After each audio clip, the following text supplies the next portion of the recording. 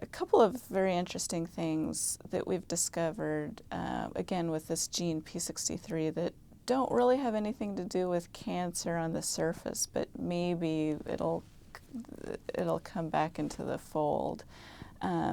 So one phenotype or one characteristic of these P63 mice that we generated is that they develop diabetes and they become obese. And that's something that it was a totally unexpected finding. And so what we're trying to characterize or figure out the mechanism of what P63 is doing in metabolism.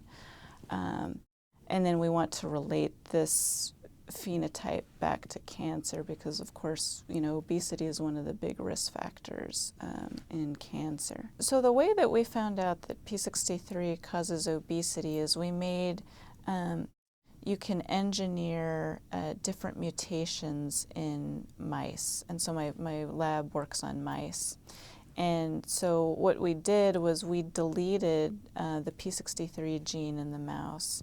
And what happens is that they get fat very quickly, and so the other way of measuring their metabolism is through measures of glucose, and so we know that glucose is very high in their blood, and we know that this is one of the factors in diabetes. Actually, that's an interesting question. Did they beg for more food?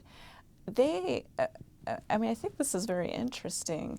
They actually do not eat more food because we had to, once we noticed that they were getting fatter, we designed an experiment where we would give them a measured amount of food every day.